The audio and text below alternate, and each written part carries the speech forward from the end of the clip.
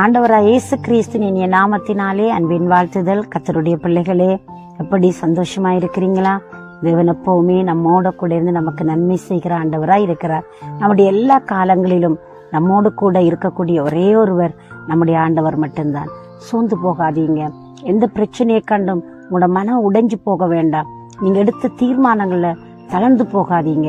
எடுத்தத ஓட்டத்தை தொடர்ந்து ஓடுங்க, உற்சாகமாய் ஓடுங்க, தெய்வத்தை நோக்கி பார்த்து ஓடுங்க. அதுல உங்களுக்கு ஒரு ஜெயம் உண்டு பிள்ளைகளே. இந்த நாளிலும் நீங்க எந்த கட்டத்துல நீங்க மிக சோர்வுற்று போய் இருக்கிறீங்க, எந்த நிலையில நீங்க ரொம்ப மன உடைஞ்சு போயிருக்கிறீங்க, அந்த நேரத்துல தேவனுடைய வார்த்தை உங்கள் பக்கமாய் கடந்து வருகிறது. இந்த நாளிலும் எரேமியா தீர்க்கதரிசியின் புஸ்தகத்திலே நாங்கள் ஒரு வார்த்தையை நாங்கள் அதிகமாய் தியானிக்க போகிறோம். 32வது அதிகாரம் 42வது வசனம் இப்படி சொல்கிறது: நான் இந்த ஜனத்தின் மேல் இந்த பெரிய தீங்கியெல்லாம் வரப்பண்ணினது போல அவர்களை குறித்து சொன்ன எல்லா நன்மையையும் அவர்கள் மேல் வரப்பண்ணுவேன் என்று கர்த்தர் சொல்லுகிறார். இந்த இடத்திலே நாங்கள் பார்க்கிற பொழுது இஸ்ரவேல் மக்களை குறித்து தேவன் பேசுகிறார். ஜூதாக்கு தேவன் உரைத்ததான தீர்க்க தரிசனம் தான் எரேமியா மூலமாய் தேவன் பேசிக் கொண்டிருக்கிறார். அவர்கள் தேவனை நோக்கி பார்த்து அவர்கள் மிகவும் விசுவாசத்தோடு பயணித்த மக்கள் கூட்டம்தான். ஆனால் ஒரு தடவையிலே தேவன் சொன்ன வசனத்தை அவர்களால் ஏற்றுக்கொள்ள முடியாமல் போனது. தீர்க்கர்கள் தீர்க்க தரிசனத்தை உரைத்த பொழுது அவர்கள் அதை சகிக்கவோ அவர்கள் அதை நம்பவோ அவர்களுக்கு முடியாத ஒரு கட்டத்திலே அவர்கள் தள்ளப்பட்டார்கள். நீங்கள் இஸ்ரவேல் மக்களை குறித்து, ஜூதா மக்களை குறித்து பேசுகிற பொழுது தீர்க்கன் இப்படியாக சொல்லுகிறார்: நீங்கள் 70 வருஷம் நீங்கள் பாபிலோனிலே சிறையாக கொண்டு போகப்பட போகிறீர்கள், நீங்கள் சிறையிருப்பில் இருந்து மீண்டு வருவீர்கள் என்று சொல்கிற பொழுது அங்கே 70 வருஷம் சிறையிருப்பு என்பது இந்த மக்களுக்கு மிக ஒரு கடினமாயிருந்தது. நாங்கள் சிறையிருப்புக்கு போக வேண்டுமா? ஏன் அப்படி தெய்வம் எங்களுக்கு செய்வாரா? இதை செய்ய மாட்டார் என்று ராஜா முதல் கொண்டு குடிமகன் வரைக்கும் இந்த தீர்க்க தரிசனத்தை அவர்களுக்கு ஏற்றுக்கொள்ள முடியாமல் இருந்தது. இந்த சிறையிருப்பு என்பது அவர்களுக்கு மிகவும் ஒரு விரோதமான காரியமாய் தோன்றினது. ஆனால் தேவன் சொல்லுகிறார், உங்களுடைய மீறுதலின் நிமித்தம், உங்களுடைய அக்கிரமத்தின் நிமித்தம், உங்களுடைய தவறிழைத்ததன் நிமித்தம் இந்த தீங்கை நான் செய்யும்படியாக தீர்மானித்தேன் என்று அவருடைய இறைவாக்கு வருகிறது.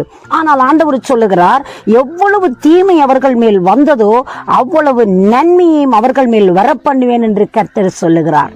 தேவன் அடிக்கிறார், அவருடைய கரம் ஆற்றுகிறது என்று பக்தன் யோபு சொன்னது போல தேவன் ஒரு மனிதன் பிழைவிடுகிற பொழுது, அவன் தவறிழைக்கிற பொழுது அவனை சரிப்படுத்துவதற்கு தேவன் பல யுக்திகளை, பல வழிமுறைகளை அவர் கையாளுகிறது உண்மைதான். ஆனால் அந்த மனிதனை அப்படியே விட்டுவிட மாட்டார். ஏனென்றால் அவருடைய சொந்த இரத்தத்தினால் அவர் சுவீகரித்த மக்கள் கூட்டம், அவருடைய சொந்த இரத்தத்தினால் மீட்கப்பட்ட ஜனங்கள். எந்த ஜனங்கள் அவதூறு பண்ணினார்களோ, எந்த ஜனங்கள் அவமானப்படுத்தினார்களோ அந்த மக்களுக்காகவே அவர் தன்னை தாழ்த்தி இந்த பூவுலகத்திற்கு வந்த தெய்வமாய் இருக்கிறார். எனக்கு அன்பானவர்களே, இந்த நாளிலே கூட என் தேவ ஜனங்களே, இந்த வசனத்தை கேட்கிறீங்களா? நீங்கள் ஒருவேளை உங்களோட வாழ்க்கையிலே தடுமாற்றத்தோடு கூட தவறிழைத்து போய் நீங்கள் நிற்கலாம். உங்கள் மேல் மனம் இறங்கி மனதுருகி உங்களை படைத்த தெய்வம் உங்களை பார்த்து சொல்லுகிறார், என்னுடைய சிருஷ்டிப்புக்கள், என்னுடைய மக்களுக்காக என் ஜீவனையை நான் கொடுத்திருக்கிறேன், என்னுடைய மக்களுக்காக என்னை தாழ்த்தி இந்த பூமிக்கு நான் வந்தேன், இந்த மக்களை நான் வெறுத்து விட போகிறதில்லை, அவர்களுடைய நன்மையை நான் அங்கே நிரப்பி நன்மையினால் அவளை திருப்தியாக்குவேன் என்று சொல்லி வேத வசனம் சொல்கிறது. வருத்தப்பட்டு பாரம் சுமப்பவர்கள் நீங்கள் எல்லாரும் என்னிடத்தில் வாருங்கள், நான் உங்களுக்கு இளைப்பாறுதல் தருவேன் என்று சொன்ன தேவன் இந்த நாட்களிலே இளைப்பாறுதல் கொடுத்து உங்களை நடத்த அவர் சர்வ வல்லவராய் இருக்கிறார். நீங்கள் இருக்கும் அந்த நிலையில் இருந்து தெய்வத்தை நோக்கி பாருங்கள். நீங்கள் விழுந்து போன அந்த சூழ்நிலையிலிருந்து நீங்கள் தெய்வத்தை நோக்கி பாருங்கள். மனிதன் விழுவதற்கு 2 விடயம் மிக முக்கியமானதா இருக்கிறது. ஒன்று, அவருடைய வாழ்க்கையிலே அவன் தவறிழைக்கிறதான பாவம் என்று சொல்லப்படுகிறது. இன்னொன்று, பாரம் என்கிற சுமை, பாடுகள் என்கிற அந்த வேதனை அவர்களை படைத்த கடவுளிடத்திலிருந்து பிரித்து விடுகிறது. இந்த 2ல் ஏதோ ஒன்றினால் நீங்கள் பிரிக்கப்பட்ட நிலையிலே இருக்கலாம். தேவன் செய்த உங்களுக்கு சில வேளையிலே தவறிழைத்ததை போன்று உங்களுக்கு தோன்றி இருக்கலாம். ஆனால் தேவன் அப்படி செய்வது அல்ல.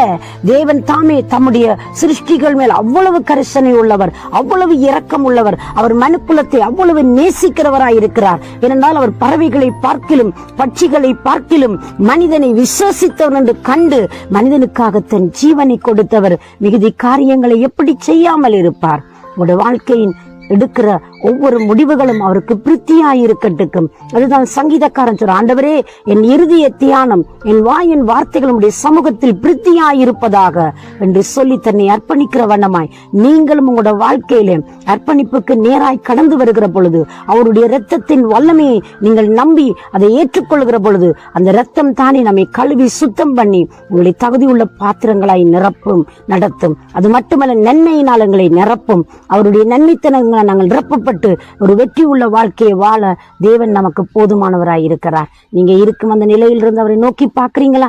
நான் உங்களுக்காக மன்றாடட்டும்.